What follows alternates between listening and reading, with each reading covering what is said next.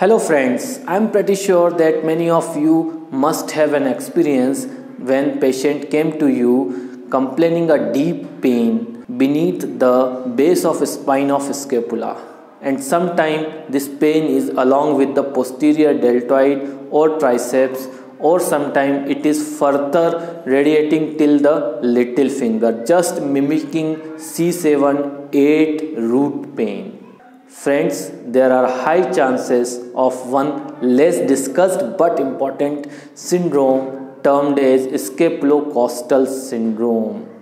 It is defined as enthesiopathy of lateral attachment of serratus posterior superior muscle, and you can get idea from a research statement that says out of 76 painful shoulder, this particular muscle was involved in 98% cases, and in 10% cases this muscle is single source of pain. Hello physio friends, I am Sudarshan Joshi, instructor from Braun Institute, and you are watching Braun for Physio Community. Yes, today we are going to discuss a less common syndrome, that is scapulocostal syndrome, and we are going to talk about a less discussed muscle, serratus posterior superior. So let's start with brushing up some anatomical details. Serratus posterior superior, this muscle is attached over the dorsal midline fascia from C6 to T3 level, and laterally it attaches downward at the cranial border of ribs into 4 digitations, that is from 2nd to 5th costals. And if we are going to see it by layers, first and foremost superficial layer of horizontal fiber of trapezius, followed by a oblique oriented rhomboids, and beneath the rhomboid your serratus posterior muscle presents, and it has a similar orientation of fibers same as the rhomboids, and beneath the serratus posterior superior there are vertically oriented fibers of iliocostalis and longissimus. So that was a muscular bed. Let's see the function of serratus posterior superior. The diaphragm, intercostals, levator costae, scaleni are working synergistically with the serratus posterior superior for the breathing purpose, especially accessory breathing purpose. But there are so many disputes are present over the function of serratus posterior anterior. First of all, it is a accessory inspiratory muscles, but no EMG evidence are supportive for this action. Second theory was that it has a more proprioceptive role, but still again there are very lack of EMG supportive studies. And the disputes are that much that a British version of Gray's Anatomy stated about the action of this muscle, that is, the action of this muscle was uncertain in me. Yes. So there was lack of evidence about exact function of this particular muscle.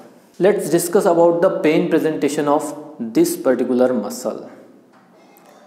So first of all, a deep ache over the upper medial border of scapula, and whenever you ask patient to point out the pain, patient usually reach out but unable to touch, as this pain was or the sore area was situated beneath the scapula.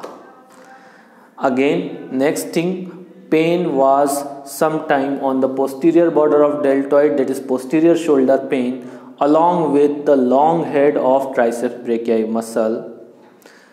Sometime it further aggravated and covers the olecranon, whole ulnar border of forearm and hand up to the little finger, just mimicking root C7-8 root pain. And sometime it also radiate along with the upper part of pectoral region, and I am much sure that many of you might correlate with some patients you have seen might earlier that yes, these are the case of scapulothoracic syndrome. The trigger points of this muscle not only causes the referred pain, but they also refers patients what the patient sometimes interpret as a numbness over C8T1 nerve root. So very much important, it also causes numbness in these radiating area. Precipitating factors of scapulocostal syndrome. First of all, lifting from an outstretched hand. Second important thing, lying on the same sideline. So that causes enthesiopathy. Third important thing, use of mobile, that is ear to shoulder mobile use. Fourth one is that writing on a higher desk. Fifth one, try to reach out on a higher surface in the rear area. So rear area reach on a higher surface is most common cause for enthesiopathy. And the last one is that thoracic scoliosis that cause aggravating pressure on the scapulocostal junction that further irritates the muscle. This syndrome is commonly misdiagnosed with C8T1 radiculopathy. So differential diagnosis is very much easy. Just give the pressure on the trigger point of this muscle, and if pain reappears exactly in the same manner, there was involvement of serratus posterior superior.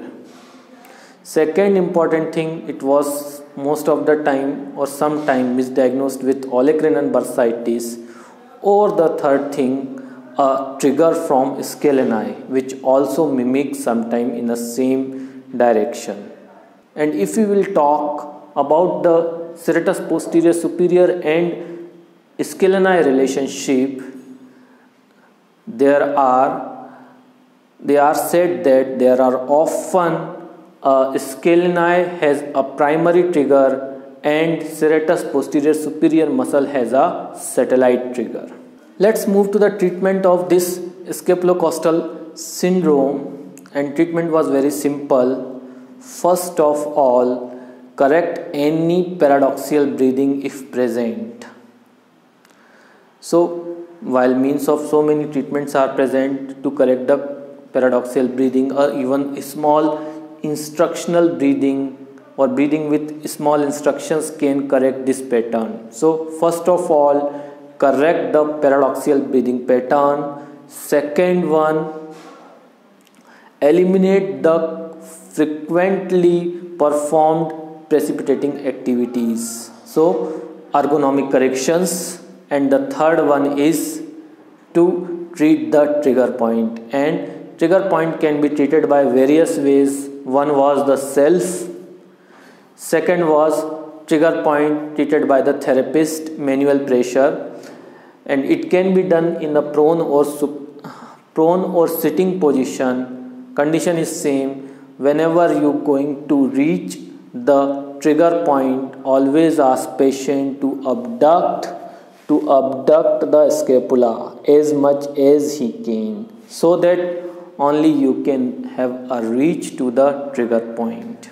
So friends, this was a small video over the scapulocostal syndrome, or over a less discussed muscle, that is serratus posterior superior.